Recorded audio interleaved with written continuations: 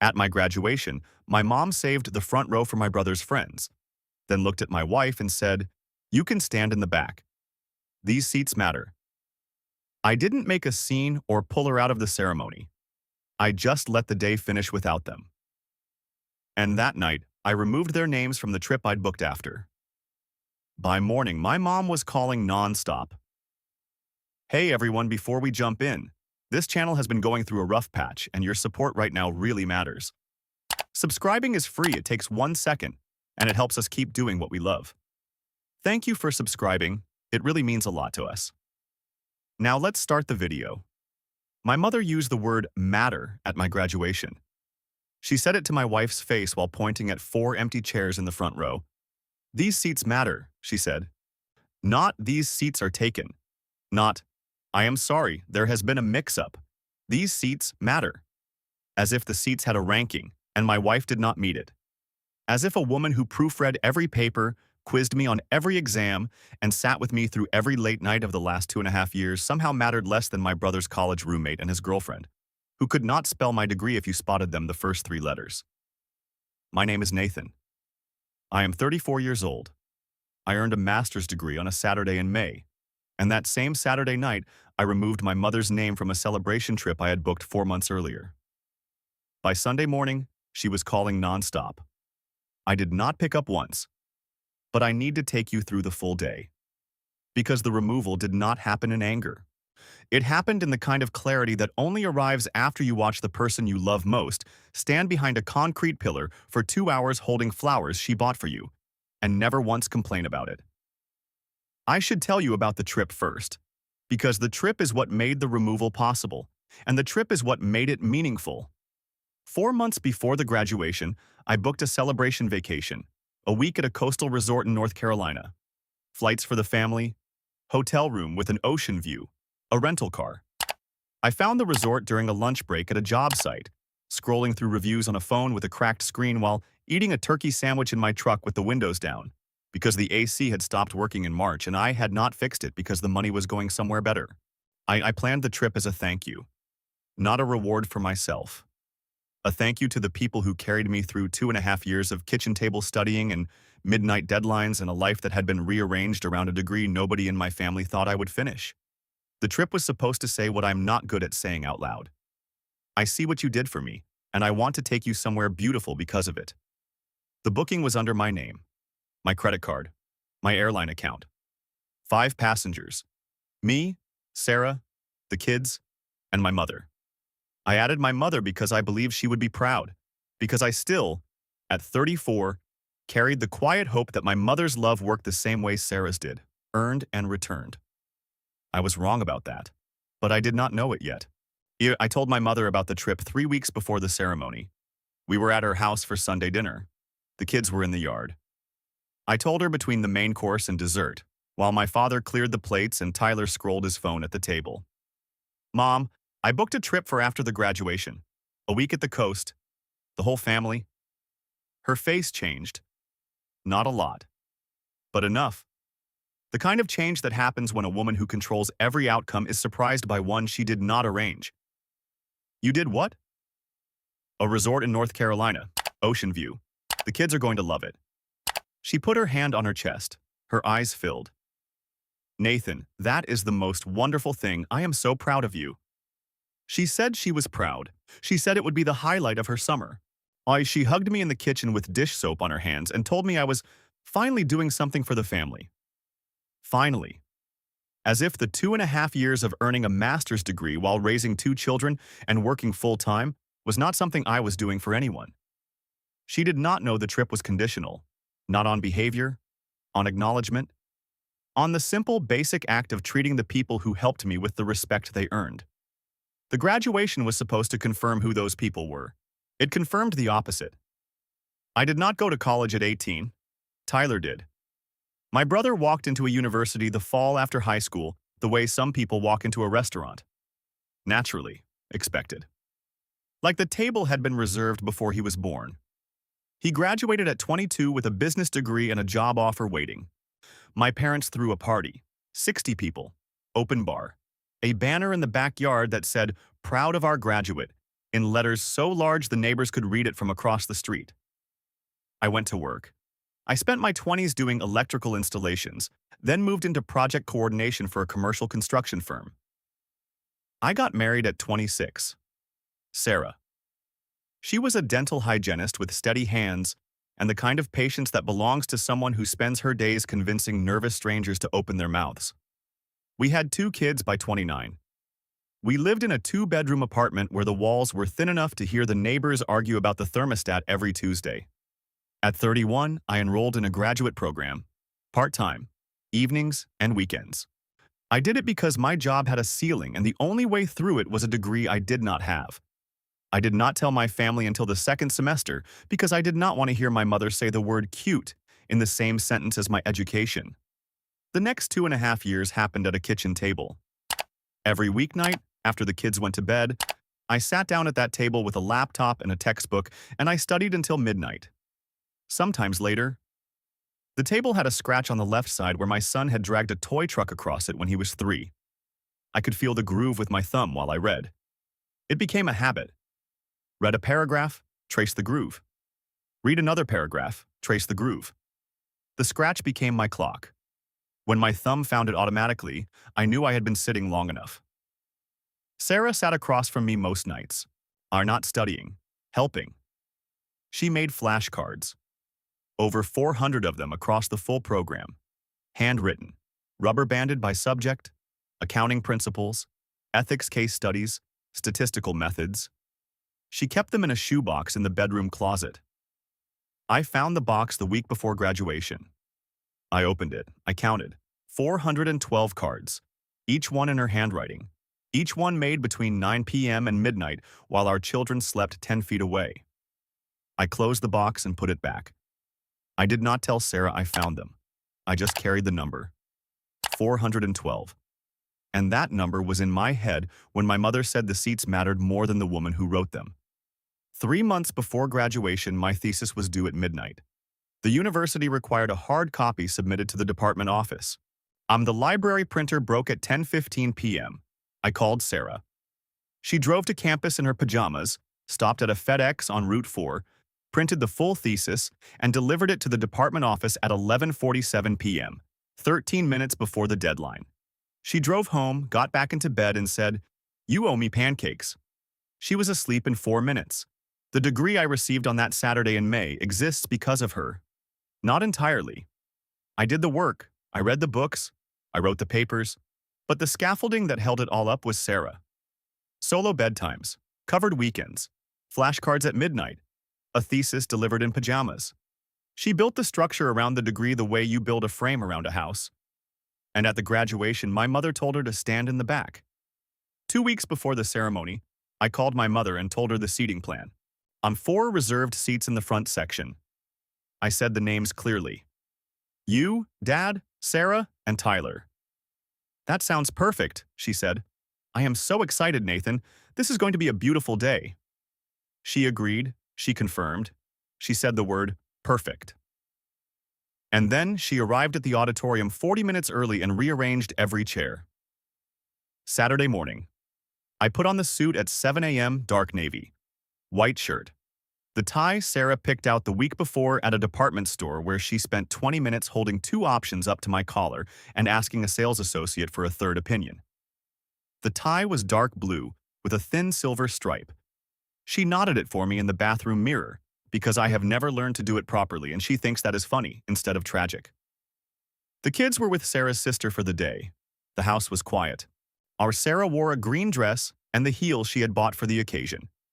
She carried a bouquet of sunflowers she picked up from a roadside stand on Route 9 at 8 a.m. $12. She chose sunflowers because they are my favorite. Not roses, not lilies, sunflowers. Big and bright and impossible to miss. We drove to the university. The campus was alive in the way campuses get alive on graduation day. Families in nice clothes walking across lawns they normally cut across in sweatpants.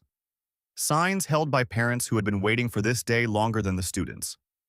Cars circling the parking structure, looking for spaces that did not exist.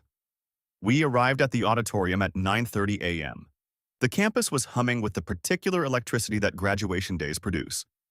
families in clothes they do not normally wear, the walking across lawns they normally cross in sweatpants, handmade signs held by parents who had been waiting for this day longer than the students.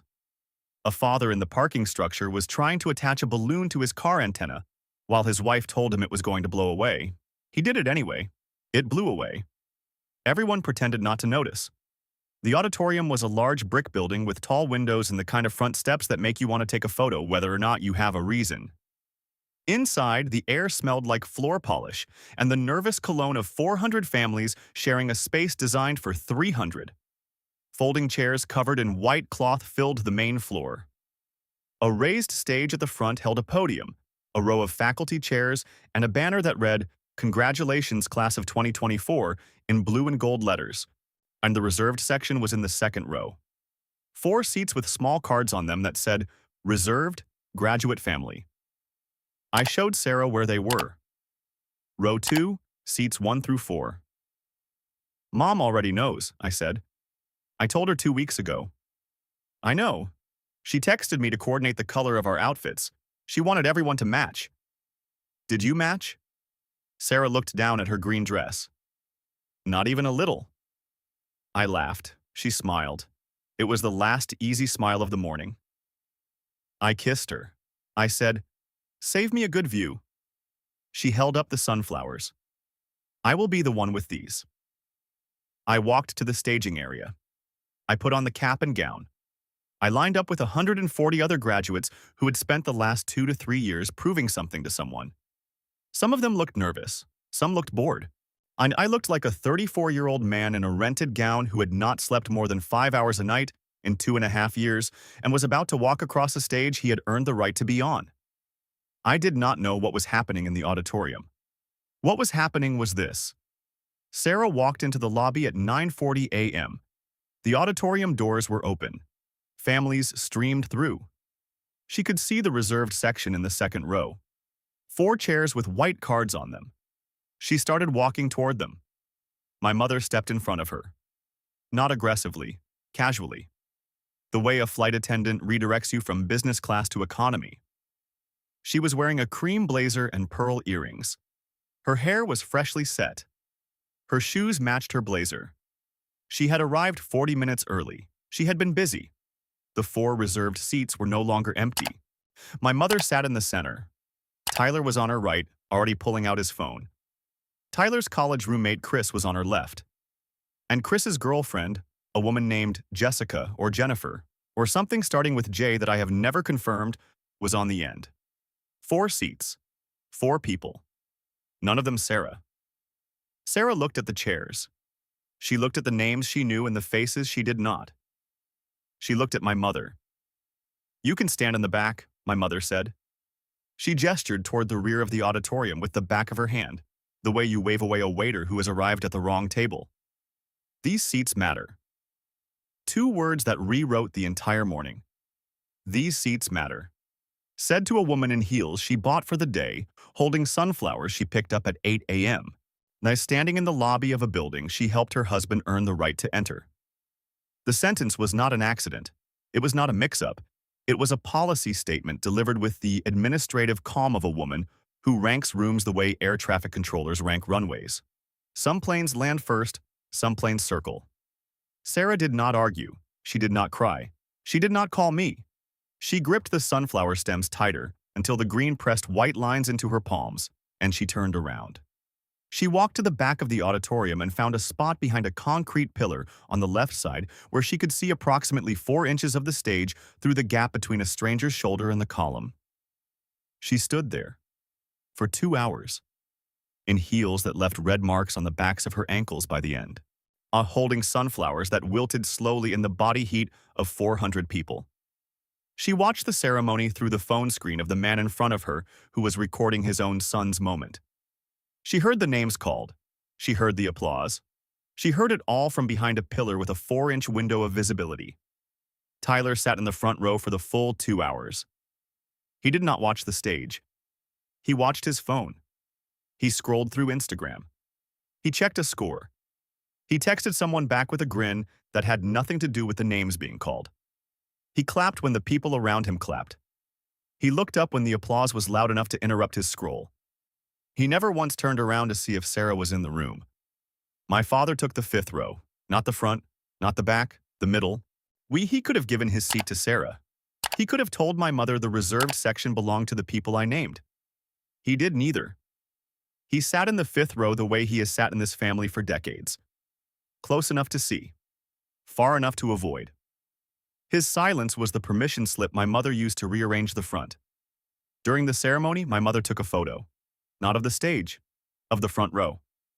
She angled the camera to capture Tyler and his friends looking polished and engaged. She posted it to Facebook before the last name was called.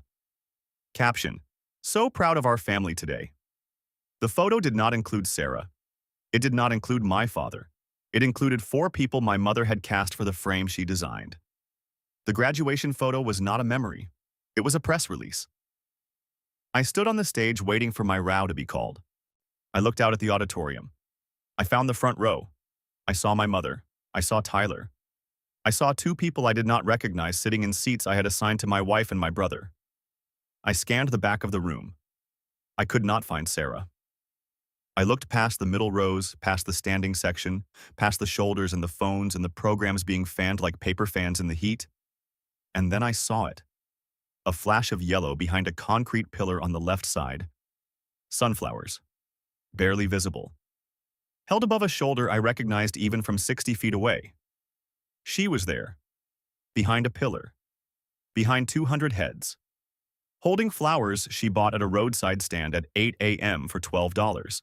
Waiting to give them to a man whose mother had just told her she did not belong in the front. I looked at the sunflowers. I looked at the front row.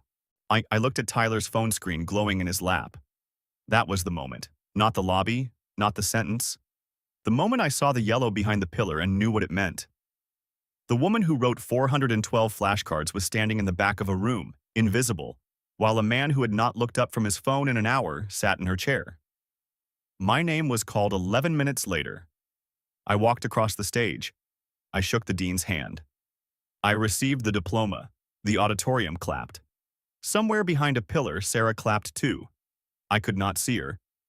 But I knew she was there. She is always there. After the ceremony, I found her near the exit.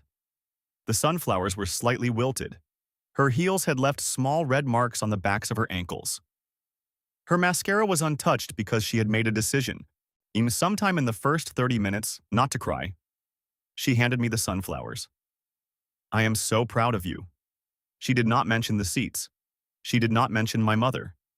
She did not mention the pillar or the 2 hours or the 4-inch view of the stage.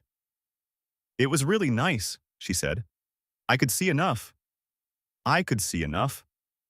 5 words that sounded like grace and landed like a hammer.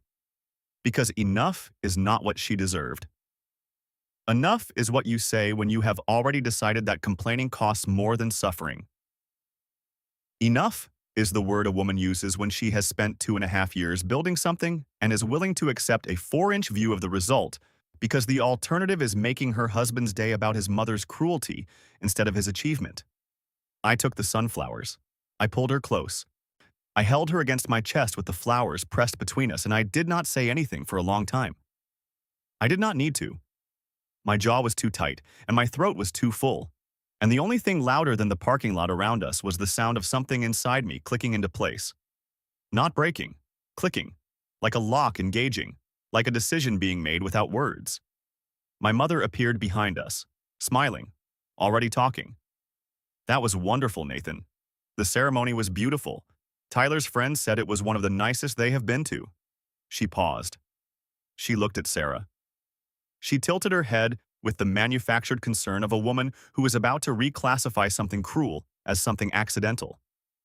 I did not realize there would not be enough room. Tyler's friends drove all the way from Bridgeport. I could not make them stand. She explained the arrangement like weather. Something that happened to everyone equally. Something nobody could control. She did not apologize because, in her version, there was nothing to apologize for. I looked at her. I did not argue. I did not correct. I said, "We need to get going, Mom." She hugged me. She said she was proud. She smelled like the perfume she wears to events where the audience matters. I let her hug me the way I let her talk. Without resistance, without response. We drove home. Sarah sat in the passenger seat with the sunflowers on her lap. She did not speak for most of the drive. Neither did I. The silence was not uncomfortable. It was the silence of two people who are holding the same thing and do not need to name it yet. That evening was quiet. The kids came home from Sarah's sister's house at 5 p.m., loud and sunburned from an afternoon in the backyard sprinkler. They ran through the front door the way children run through doors. Full speed, no assessment of what is on the other side. My son saw the diploma on the dresser. Is that the thing? That is the thing. The thing you have been studying for every night? That is the one. He picked it up carefully, the way you pick up something you have been told is important but do not fully understand yet. He looked at the words. He looked at my name. He looked at me. So, you are done studying now? I am done studying. So you can play with us after dinner again? Every night. He grinned. He set the diploma back on the dresser and ran to the kitchen to tell his sister that Dad was done with the thing and they were going to get him back at night now. His sister was more interested in the fact that there was leftover cake from the neighbor's birthday on the counter. Priorities at age 6 are different than priorities at age 8. We made dinner, pasta and garlic bread. Nothing fancy. The kind of meal that takes 20 minutes and tastes better than anything because nobody is performing for anyone. Sarah stood at the stove. I stood beside her. Our shoulders touched while she stirred the sauce and I buttered the bread. We did not talk about the ceremony. We did not talk about the seats.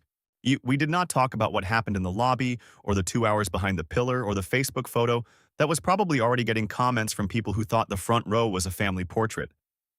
We talked about the pasta, whether there was enough, whether the bread needed more garlic, whether the kids would eat the sauce or pick around it like they did last time. Normal things. The kind of things that happen in a kitchen where nobody is ranking anyone and every seat at the table is earned by showing up and being hungry. The kids ate. They asked me what a master's degree was. I said it means Dad studied very hard for a long time, and now he has a piece of paper that says he knows things. My son asked if I was the smartest person in the class.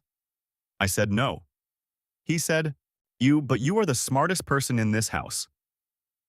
Sarah laughed from across the table. A real laugh. The first full sound she had made since the parking lot. I carried that laugh into the next 3 hours the way you carry a candle through a dark hallway. Carefully, because it was the only light in the room. I put the kids to bed at 8:30. I read a story about a bear who built a bridge. My son asked if the bear went to college. I said the bear was self-taught. He accepted this. I turned off the lamp. I closed the door. I went to the bedroom. Sarah was brushing her teeth. I was still in my graduation suit. I had not changed all day. The suit felt different now than it felt at 7 a.m., heavier. Like it had absorbed the weight of everything that happened between the morning mirror and the evening bed. The diploma was on the dresser. The sunflowers were in a vase on the kitchen table. The cap and gown hung on the closet door. I sat on the edge of the bed. I opened my laptop. I thought about Sarah. The pillar, the sunflowers, the 4-inch view. I thought about 412 flashcards, a thesis delivered in pajamas. I could see enough, spoken in a parking lot with red marks on her ankles from heels she bought to watch me graduate from a spot where she could barely see my face. She stood for 2 hours. I was not going to let her stand again. I logged into the airline account. I pulled up the trip reservation. The celebration trip I had booked 4 months ago, a week at a coastal resort. 5 names on the booking. Me, Sarah, the kids, my mother. I removed one name, my mother's. I added a different name. A coworker who had texted me that morning and said, "Y'all, congratulations, Nathan, you earned every bit of this." She meant it. I could tell because the text arrived at 6 a.m., which meant she set an alarm to send it, which meant it was not performative. It was real. The modification took 45 seconds. I closed the laptop. I set it on the nightstand beside the diploma. The booking confirmation update would go out automatically to every email on the reservation. My mother would receive it at 11:14 p.m. She opened the email at 11:16 p.m. I know this because her first call came at 11:21. I did not answer. She called again at 11:24, at 11:38, at 12:15 a.m., at 6:02 a.m. 4 voicemails. The first, 11:24 a.m. Nathan, there is something wrong with the booking. Call me. The second, 11:38 p.m. I just got an email saying I have been removed from the trip. Is this a mistake? The third, Sir, 12:15 a.m. This is not funny, Nathan. I do not understand what is happening. Call me back. The fourth, 6:02 a.m. You cannot do this. After everything I have done for this family, you cannot just take this away from me. 4 voicemails. Confusion to entitlement in 4 stages. She mentioned the booking. She mentioned the family. She mentioned herself. She never said Sarah's name. Not once. Not in the first voicemail, not in the last, not in any of them. She did not connect the trip removal to the lobby. She did not connect the missing name to the sentence she delivered to my wife's face 15 hours earlier. In her mind, the seats were practical and the trip was personal. 2 separate events.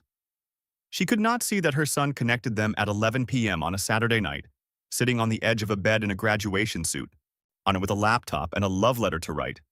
Sunday morning, I sat on the front porch, coffee in one hand, phone in the other. The sunflowers from yesterday were in a vase on the table beside me. They were slightly wilted from the heat of the auditorium, still bright, still standing, the way Sarah stood. I opened the voicemail app. 4 messages. I played them in order. I listened to each one completely. The confusion, the disbelief, the entitlement, the silence before the hang-up. I deleted them, 1, 2, 3, 4. Each swipe a small, clean gesture, like crossing off a line item that no longer applies. When the last voicemail was gone, I set the phone face down on the table beside the sunflowers and drank my coffee. The morning was warm, the street was quiet. A neighbor waved from across the road. I waved back. I did not call my mother. The screen door opened behind me. Sarah came out with her own coffee.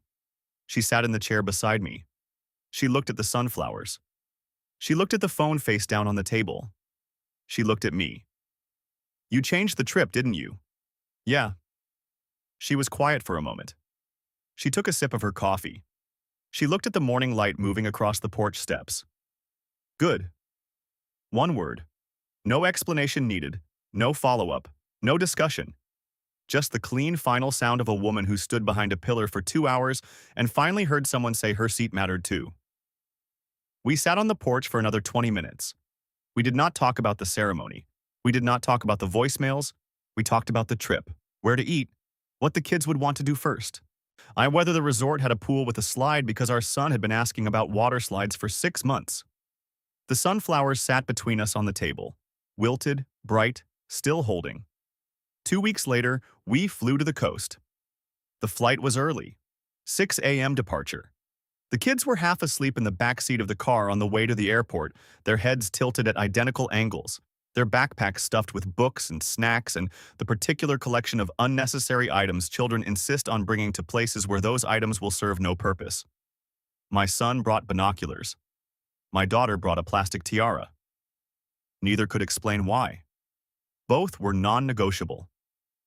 We checked in at the airport. 4 boarding passes. 4 names. The right names. I held them in my hand the way I held the diploma 2 weeks earlier. Like proof that something real had been built and was not going to be taken. The flight was smooth. The kids fell asleep before the seatbelt sign turned off. Sarah sat beside the window and watched the clouds with the quiet expression of a woman who has not looked at anything just for the pleasure of looking at it in 2.5 years. I watched her watch the clouds. I did not say anything. Some moments do not need narration. They just need to be witnessed by someone who understands what they cost. The resort was on a strip of coast where the sand was pale and the water was the kind of blue that looks edited in photographs but turns out to be true when you are standing in it. The building was white with blue shutters.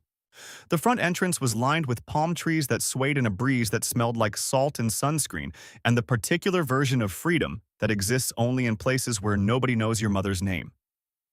The lobby was bright and open. A woman at the front desk checked us in with the warm efficiency of someone who is genuinely good at making strangers feel expected. The kids stood behind us, vibrating at a frequency only detectable by parents and nearby glassware. My son had already spotted the pool through the lobby window. "Dad, it has a slide." "I know." "A real slide." "A real slide." "Can we go now?" "Let us find the room first." "But the slide is right there." "The slide will wait." He looked at me like I had said something deeply unreasonable. We found our room on the fourth floor. The hallway was quiet and smelled like fresh linen. The keycard beeped green. The door opened. The room was simple. 2 beds with white comforters. A dresser with a television nobody would use. A bathroom with small bottles of shampoo that my daughter claimed immediately and completely, lining them up on the counter like a collection she had been building for years. A balcony that looked out over the pool deck. And a window. The kids went straight for the balcony. They began arguing about who had the better view and whether the slide went into the deep end or the shallow end, which became a philosophical debate neither was qualified to resolve. Sarah walked past them. She walked past the beds and the dresser and the bathroom and the balcony argument. She went to the window. She stood there. The ocean filled the glass from edge to edge, blue and wide and endless. Not the 4-inch view through a gap between a shoulder and a pillar. Not the ceremony seen through someone else's phone screen. The whole thing. Unblocked. Unranked. Unmanaged. Just water and sky and the line between them stretching further than her eyes could follow. The waves were gentle. The kind that do not crash but arrive. Like they have been traveling a long way and are in no rush to prove it. She stood there for a long time. Her shoulders were down for the first time in weeks. Her hands were at her sides. She was not performing anything. She was not being strong or patient or polite. She was not absorbing someone else's arrangement. She was not finding the best available angle. She was not standing behind anything. She was not holding anything for anyone.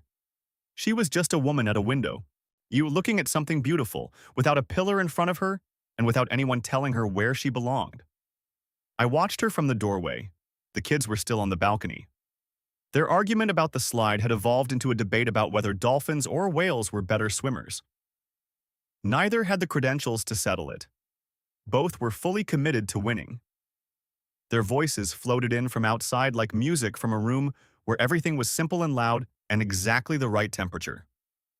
Sarah did not hear them. She was somewhere between the glass and the water. I have seen her look out of many windows in 12 years. Car windows, kitchen windows, hospital windows.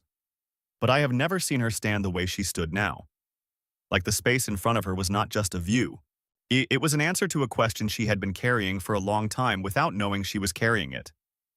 The question was not about the ocean. The question was whether anyone was ever going to put her in the front of the room and tell her she belonged there. Not behind a pillar, not in the back, not in the overflow section of someone else's production. The front. With nothing between her and the view. She turned around. Her eyes were full, but her voice was steady. "This is really ours?" I looked at her. At the window behind her. At the ocean that filled the glass. At the woman who made 412 flashcards and drove across town in pajamas and stood for 2 hours in heels holding sunflowers and said, "I could see enough," like it was nothing. "This was always yours," she smiled. Not the polite smile she wore at the graduation. Not the measured smile she gives my family at dinners and holidays and events where she is expected to absorb and adjust and never mention the cost. The real one. The one I fell in love with at a dinner 12 years ago when she laughed at something nobody else thought was funny and I realized I wanted to hear that laugh for the rest of my life. The smile that belongs to a woman who is no longer performing strength for people who do not deserve to see it. Then she saw the nightstand. I had called the resort ahead of time. There was a small vase with fresh sunflowers in it. 3 stems. Bright yellow. Standing straight. Not wilting behind a pillar. Not held for 2 hours in a hot room. Fresh. In the front. Where they belonged. She looked at the sunflowers. She looked at me. Her hand went to her mouth. "Yes, you called ahead." "I called ahead." She walked to the nightstand. She touched one of the petals. She did not say anything for a long time. She did not need to. The sunflowers said it. The window said it. The room said it. The trip that was supposed to thank the people who showed up was finally doing its job. On my phone, sitting silent on the dresser, there were no missed calls, no voicemails, no explanations owed to anyone. The silence was not empty. It was the sound of a room where every name on the guest list had earned the right to be there.